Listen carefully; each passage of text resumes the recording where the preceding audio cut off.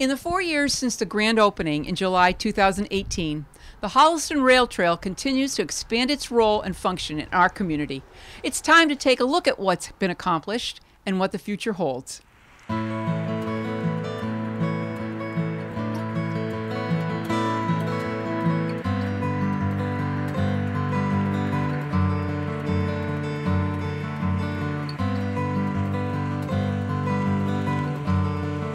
Robert, back in 2018, did you have any idea of the scope of what the trail is like today?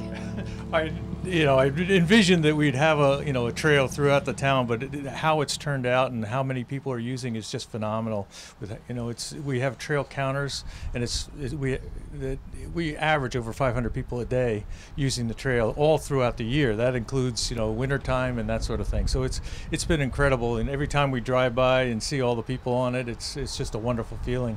We see, obviously, the peaks are on the weekends. We get people coming from out of town. But even during the weekdays, there's so many people using, the trail almost daily to walk their dogs or baby strollers. I'll see groups of 5 baby strollers all at once. It's just incredible how people are using it. So there was a lot of partnerships involved with this. Can you tell us a little bit about the partnerships and how that evolved? The whole project was built with partnerships. We started out, just before we even owned the right-of-way, we had partnerships with Christ the King Lutheran Church and groups from various businesses. Deloitte was one, MathWorks was another, and they would do certain projects along the trail. They would go along, and whether it's cutting brush and cleaning up vegetation or cleaning up litter, and we had some digging some of the ditches that we'd had, and so we had all these partnerships with that initially, and then as the trail got built, we had other partnerships develop along the way. In terms of when the highway department helps us out from time to time with major tree cutting or helping out with installing all the signals at all the various intersections, the flashing beacons. And then we've had other partners in terms of Eagle Scouts. We've had 24 Eagle Scout projects completed on the rail trail. We've had school groups, the Safe Routes to Schools. We've partnered with them to provide some funding for some improvements as some of the signals and some of the sidewalks that, again, the highway department helped construct. Partnerships with the highway department and Karen Sherman, the town planner, to help get some funding for the improvements you'll see behind you in terms of the parking areas and that sort of thing. So there have been so many partnerships. I can't name them all, unfortunately. Right. Well, I think that one of the things that I noticed myself is how much the parking has improved and how much better this whole area looks now as a result of that work. Yes, for a long time it was just mayhem out here in terms of gravel parking lot and puddles here and there and vehicles just parking anywhere in any angle. Now that it's nice and cleaned up, it's a lot more. You get a lot more parking spaces out of it. More people because they're in lines and they're not taking up too much space, that sort of thing. So it's so much better. And making that street one way was pretty smart too. Yeah, that was yet another partnership, part of the ARPA funding, and because of COVID, they were looking at ways to try to get people, trail users to come down to the downtown businesses and help promote businesses, and so they had some funding to reassess how the parking and how the one-way direction would improve things and safety and that sort of thing. And so that was part of yet another partnership. Could you talk a little bit about this phrase called rail trail corridor? I've seen that being thrown around lately. What does that mean? It's just the corridor for which people get to use for a multi-purpose trail, and it's just shared use. And I just call it a corridor because it becomes more than just it's people using it recreationally. There are some people that use it to travel to work. I see people. There's a guy I see every day. He goes to work at the industrial park in New Englander. And there are others along the way. Some go to Milford, for their business and that sort of thing. So, but it's just a corridor, and there are plans in the works for yet a longer corridor. Part of what is called the East Coast Greenway is a corridor that goes all the way from Florida to Canada. And currently the plan was to go out through the Worcester area, but they're running into right-of-way issues, and so now they're looking at making at least part of the Holliston Trail, Milford and Holliston, going up into Framingham, part of that corridor as part of the East Coast Greenway. And so there's a New England planning to get that into the works to make this yet a longer corridor that goes all the way through. And when you get these longer corridors, then you get more visitors. You'll get people coming from out of state. You know, there are so many rail trails that are hundreds of miles long. You think of the Erie Canal Trail, or there's ones in New York. There's ones in the Trans-Canada goes all across Canada. I had no idea about these. One coast to the other. It is just, you know, and they're completed. And so you get these long corridors, and then it becomes a tourist attraction.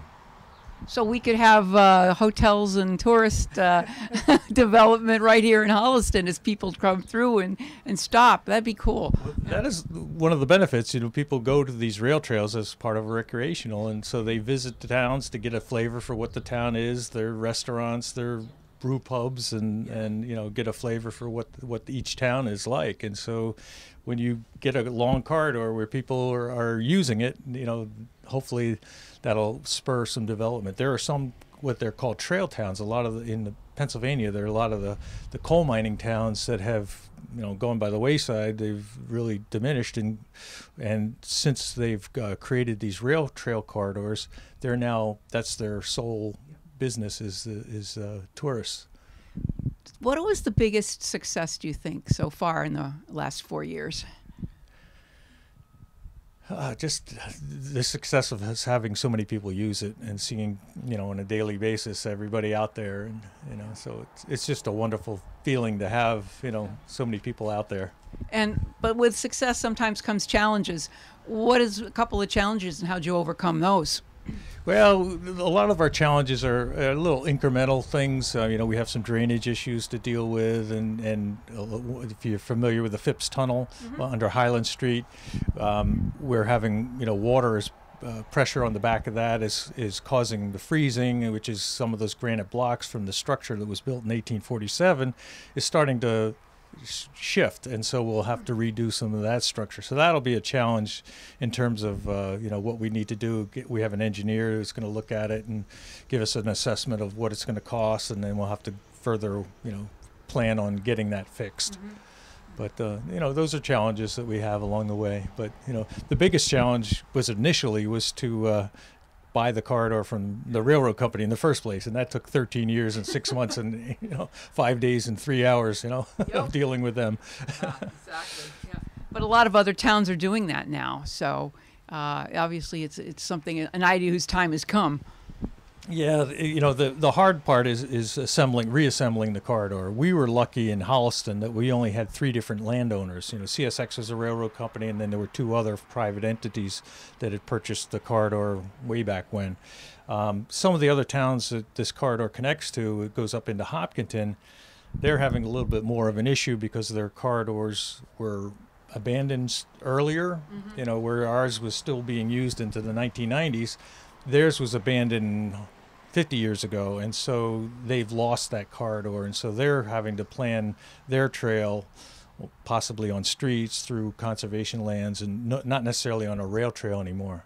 Oh, I see. Okay. So, what about some of the safety issues and safety issues that the trail has you know, solved or helped on with?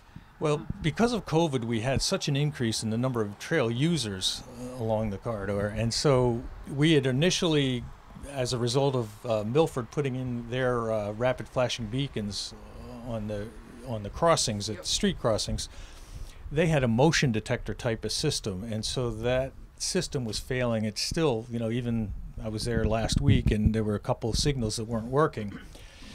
That technology is old, and the new technology has come along. It's called a presence detector. It's a different technology, and so it's a little more reliable. And so because of so many trail users there are a lot of, you know, whenever there's a new trail, you get people who aren't really avid rail trail users, and so they don't know how to walk, you know, safely and keep in line and that sort of thing, and they don't press the buttons. And so we were finding that people weren't pressing the buttons for the signals, and so therefore we ended up, you know, going for ARPA funding to make a safety improvement so that these signals are motion detected, or I should say presence detected, to make that. So that's a safety issue there. And then, likewise along the way, we have Eagle Scouts putting up railings at some of the bridges and that sort of thing. Who maintains the trail? It's mainly been volunteers to doing it, and we've been lucky. A lot of the people say, well, we should have really paved the trail because it's less maintenance. That's not the true. We do have some issues where the drainage is problematic, where we can have some washouts of the trail, but there are sections that we constructed first in 2012 that we haven't touched. In 10 years we haven't touched it at all, the surface, and it's nice and firm and doesn't need to be repaved. And a lot of the paved type trails are now dealing with tree roots, having to deal with that sort of thing, and repaving is very costly. Yeah, and what we have is much more natural as well. It lives with the environment. Yes, and a lot of people prefer that. We get the Boston Athletic Association. You'll see people. I was here last weekend.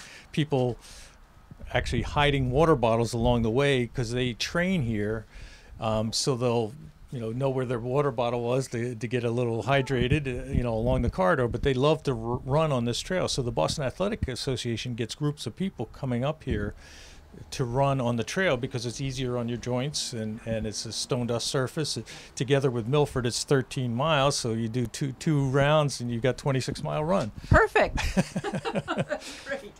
So what's kind of in the future for the trail? You've touched on a little of it, but what else is happening that you can see? Various improvements along the corridor. We've had the Friends of help us out with so many things in terms of helping funding for some of the intersection improvements and that sort of thing. But the future will be adding additional equipment maintenance, for bicycle maintenance stations. We've had them install exercise stations along the corridor.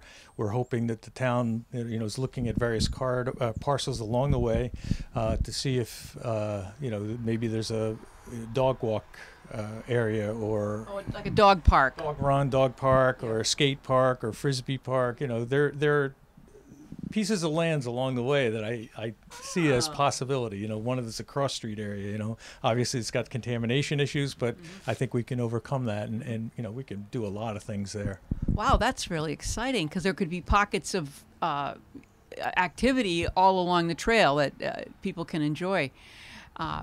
Plus, we just have, it's also a gathering place for lots of activities here in town, like the farmers market's coming on this year again. That's a wonderful.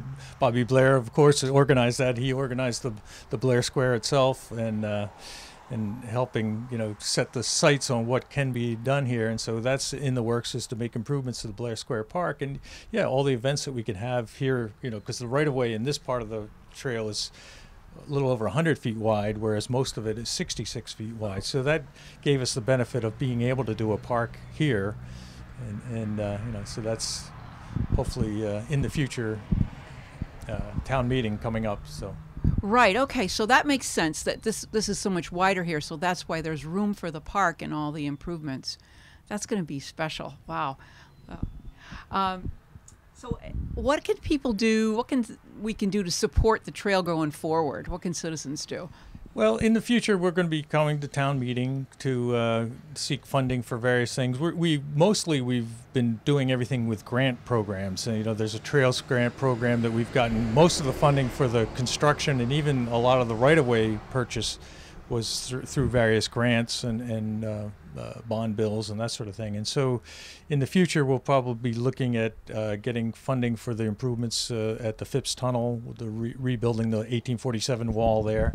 And then we'll be looking to make some drainage improvements to that same area, so we don't have a maintenance issue as badly. And then obviously with Blair Square, that's coming up at Maytown meeting, and that's going through CPC funding. Hopefully that'll get supported this year. Okay. Well, it's a fun place, and it looks like it's got an incredible future. So I just want to thank you for all of the work on all the partnerships that have gone to put this together. Oh, it's been incredible. Like I say, that the partnerships are what made it. We have, I forget what the latest count was. I think there are like 900 different people who have worked on the trail from one time or another, and thousands of hours, 10,000 hours of volunteer time, actually physical work on the trail. So it's the partnerships and involving so many people in town. It's a wonderful thing. The rail trail is also a place for honoring and remembrance. The Iraq-Afghanistan Monument is the newest feature on the rail trail. Steve Napolitano is the manager of this project. Let's meet Steve and hear the story. Steve, how did the project begin? Well, I have to tell you, it was a long journey getting to where we are today. We actually formed some committees back around, I'm going to say 2006, 2007. And basically, they were tasked with trying to find a place, because the war had been going on for 4 or 5 years, to try to find a place in Holliston where we could, put a monument to, the men and women of Holliston who served during the war on terrorism. It was a long time getting here, and understandably, you want a place where it could be quiet, and that's why we're down the trail a little bit. It'd be a nice place for people to come and sit and maybe reflect a little bit. Also, it's very busy. I mean, I've seen days down here where they should have a police detail. There's that many people on the rail trail. So it really is a good spot where the veterans, both the VFW and the American Legion, and the contractors that worked on this, everybody was elated with the location. I think that it's an impressive monument, and I want you to tell me a little bit about what we're seeing here. Tell me about it. All right, well, what you're looking at here is imported black granite from India. This monument was bought by Dave Burrows and his company, Ackerman Monument, which is here in Holliston. And he just says, yeah, we'll do it. We'll do the engraving and everything. You let us know what you want to do. It's very beautiful and so impressive. And down here, we've got the shields of the services. What have we got down here on the floor? What you're looking at is something that we hadn't planned on. We really didn't have a blueprint for what we were going to do. We just had pictures of monuments and memorials, and then we put together some ideas, and a friend of mine, Nat Simpkins, who's an artist that lives here in town, he did a drawing for us, something that we could present to the town, present to the Rail Trail Committee, and let them know what we wanted to do. Another good friend of ours, Vinny Duramo from Duramo Masonry, he's the one that was going to do all the brickwork and cobblestone and everything. He's the one that came up with an idea of around a 40-inch piece of granite in the middle with small cobblestones around it. And I asked him, why are you using little cobblestones? He says, in order to hold this circle, we got to get it going right. Okay, so there's a science behind what he did. But he did this, and honestly, most of it evolved in his head as he was doing it. He would dry run bricks to see what the pattern looked like, and he'd say, I don't like that. Then he would try something different, and he came up with something unbelievable. I said to him, well, with this granite here, I said, if we got enough room, I showed this to Dave Burrows, again with Ackerman, because he did all the engraving here on this granite too. I said we wanted to put the symbols of the 5 branches of the military. You've got Army, you've got Navy, you've got Air Force, Marine Corps, and Coast Guard, with the word honor and remember, and above that is a pair of dog tags. Beautiful. That's great. Yep. Yeah. So how many veterans are on the monument? We got 58 names on the monument, okay? And of course, so everybody is clear about this. It is a monument. It's dedicated to people who served and came back. Right. Unfortunately, though, we do have 3 names on the walls, and you'll see there's a star beside their names. They're no longer with us. And we noted the star on the bottom, which you can't quite read right now because it's wet, but it says casualty of war. Okay, so it is war-related. So just so people would know that. And we had to do, just so you know, there's 58 names up there. What happened was we had to have the veteran service officers vet the veterans, go through their military records of everyone who served, regardless of when you served. Because the Massachusetts database, I guess, does not break up veterans according to, what wars they served in. You're all just put into a big, gigantic database. So the veteran service officers here, Sarah Bateman, John D'Souza, and another gentleman who's no longer living in town, John Givner, they had to research almost 750 names of veterans and go through their military records to see who served, where they served, and when they served. That was a 2-month process for them. I think that it's amazing how so many people in town were involved in this process, from the Masons to the people working in the Veterans Affairs Office, and everybody's dedication to this is so obvious. And thanks for telling us how much work it is to search out who was serving in that conflict.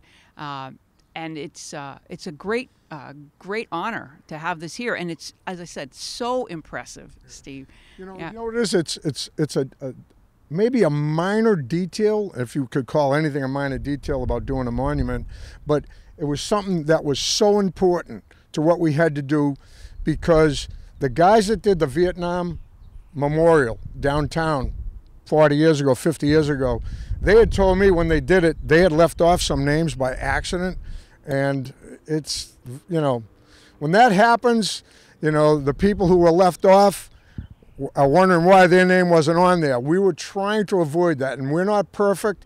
We think we got everybody. Did we miss anybody? I don't know. I'm probably going to find out if we did, though. I'm sure you will. So one last thing. Tell us what's going to happen from to finish this off. It's not quite done. So what else is going to happen here? We purposely picked this spot, I should say, because we have a telephone pole behind us that'll power up all the lights. We have a temporary service over here, a meter, and a plug for what we need to do. The landscaping isn't done yet. We're going to have grass all the way around this. There's going to be shrubs behind the monument. Some of these arborvitaes are going to be 8 and 10 foot tall, okay, that we're going to be putting in. Then we're going to be putting in low shrubs that are flowering around it with other things. Out here, there'll be shrubs out to front of the entrance off of the rail trail. The mason has a few other things he has to do. We have more engraved brick that came in late that have to be placed.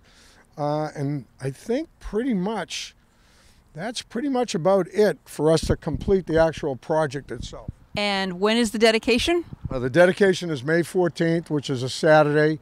It's going to be, it'll start here at 10 o'clock in the morning. Most of the veterans are going to meet down the VFW meeting room on Woodland Street. They'll march down the rail trail over to the site. We have a number of guest speakers that are going to speak, and hopefully we have a pretty good turnout from the town folks. Typically, I must say, I've been involved with the Veterans Post here in town for close to 20 years now. The town has always been there for us. They've always got our back. So I'm expecting a pretty good turnout. Hopefully that's true. But we'll appreciate anybody who shows up, to hear what we have to say, and to kind of tip their hat to all these young men and women who have served over the past 20 years for us and done an absolutely outstanding job. Also, I have to mention, too, the financing. You asked me about that earlier. We projected it was going to cost X amount of dollars to do this. What we didn't know was our representative, Carolyn Dykema, presented a bill to the legislature and got it passed, and then moved that over to the Senate, and Karen Spilka got a state grant for the amount of $30,000 for us to put towards the construction cost of the monument. Wow. And that was a godsend, because you talk about taking pressure off you. You know what I mean? We're trying to raise money to do this, and Carolyn, who she's been on the Veterans Service Committee in Boston for many, many years. She's unbelievable. And Karen Spilka, with her support, getting it through the Senate. We can't thank them enough.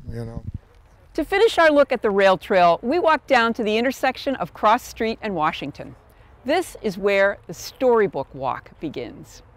Cathy Stenquist and Erica Leigh are a local mother and daughter team of author and illustrator. Their book, Forever Home, is installed on the rail trail for families to read, walk, and enjoy. What is the book about? Well, Forever Home is actually the story of our 2 kittens that we adopted from Bay Path Humane Society in Hopkinton. We had them for 17 years, and I decided after we lost them a couple years ago that I wanted to tell their story. I really believed in adopting for pets and not shopping, and So I decided to write their story. It started out as a 50-word entry into a 50-word story writing challenge, which I had a place of honor. And the more I looked at those 50 words, I said, this could actually be a full picture book. And so I took some time and wrote it. And that's kind of how it started. So your inspiration was your own experience with your pets and Yes. with adopting them. But how did you two decide to get together on this? Well, I've been writing for... We met on the rail trail. We met. Yes, yeah, that was it. Yeah. Well, I've been writing for a long time. Erica's always been into the arts and very artistic, and she started a few years ago doing, illustration for books professionally. And I was relaying to her that I was a little frustrated one day that I was trying to get traditionally published and wasn't getting any bites. And she said, "Mom, let's take one story and let's do it together." Oh. And so we chose the one that we both touched our hearts and decided to work together on that one. What a great story that is. What was the best or the hardest part about working together? I'm going to let you take that You want one. me to- oh, convenient. Yeah. Well, the best part is obviously being mother-daughter and sharing what we love most together. I can't think of anything better. You work with a lot of people that you don't know well, but in this case, we not only knew each other, but we were very intimate with the topic. And these were cats that I grew up in Holliston with. So it felt really sentimental and special. The challenging parts are that when you're indie author and indie illustrator, you have to figure it all out on your own. Yes. And while we came to the table with some knowledge, we really had to navigate those waters together and figure it out. And we definitely, I think we learned that it's a bigger undertaking than we definitely. even assumed. And because we were so close to it, it took even longer because we really had a cared. motivation to make it the best it could be. Yes. There were many revisions, and Yeah, she was of very course. patient. Yeah, of course. Yeah. So tell us a little about the themes of the book. I think when I was looking at it, I could think of some, but what do you feel are the themes that you wanted to portray? I just think the biggest thing was just having families understand about how many animals are out in shelters like Bay Path that need homes. And, our experience was so wonderful, and they brought us so much joy for so long. And I just wanted to use their lives and their story to kind of further that message of about, seeking out places like Bay Path. They were amazing, and it really has started to foster some discussion among some of the students that we visited with and families, and that makes us really happy. Yeah. That the Bay Path connection is unusual in a book. I think that. Tell me a little bit more about how you managed that. Not true? Oh, sure. So when we adopted the cats, it was actually from Bay Path. And then more recently, I adopted my dog from Bay Path. So we Yes. had this, fondness and appreciation for what they do. And when we wanted to write the story, it just seemed like an obvious thing to include that, the shelter experience. And so we actually visited Bay Path and interviewed the staff and took pictures and got to meet some of the dogs that were actually adopted Yes. that day or soon Yes. after. And we were just so impressed by how many homes they quickly placed these animals in and their foster program, and just Yes. so many people raising money for them and just all the great things they do that, partnering with them and trying to bring awareness to it seemed like such an obvious choice. Yes, it was. I love that you took a story and now there's a way to support another enterprise Yes. and get families to understand that. Yes. Yeah. And it's a local shelter, Yes. which is also they're not connected with any other big organization. Yes, yes. Yeah. And I've reached out to them, and I'm hoping to visit schools with them. They have a whole volunteer program where they go and educate people about what they do, and I'm looking forward to getting involved in that. Oh, that's fantastic. Yeah. Yeah. We were actually just at their Paws for Claws. Yes. Am I saying that right? The Yes. Paws for Claws Yeah. 5K. And that was so much fun. It's basically like was. going to this big dog marathon. And there's just dogs everywhere. And we had a booth and we got to meet all these cute little pups. It was awesome. Yeah, it was awesome. Well, you didn't take any home with you, right? We wanted to. We wanted to. We wanted to. They were pre-owned. Yes, that's right. Yeah. So how does it feel to have your book displayed like this? Oh my gosh. I'm delighted, and I'm very grateful to the Holliston Public Library and to the Lions Club for accepting my book and making it happen. They've been great to work with. I actually was just walking down the rail trail one day and said, wow, what a great thing, you know, mixing kids' literature with nature, two things that I love. So it just took a few phone calls and they made it happen, and I'm getting such a kick out of it. I think it's a wonderful opportunity, and there was a young man who reached out to me on I'm Holliston Happy. I wish I could remember his name, but I thank him. He was I think an Eagle Scout who made this happen. Yeah, and it was an Eagle Scout project. yeah, and I think it's great. It's great for the town. It's easy to access. It's one more thing in a long walk that kids can get involved in, and I hope everybody will come down and enjoy the book. I think they will. Cathy, where is the book available locally? Locally, you can go to downtown Holliston, to Aesop's Fable, to Kamala, and also to Fisk's General Store, and they'd be happy to help you. And I think you have a website too, right? I do. You can also get it at my website, and I think you'll be giving that information in the promo. So we look forward to everyone enjoying the book and passing on that message of adoption and supporting Bay Path. It's great. Storybook Walk is sponsored by the Friends of the Library and the Lions Club. Thanks for joining us on the Rail Trail, and get out there and enjoy spring in Holliston. For the Heartbeat of Holliston, I'm Chryso Lawless.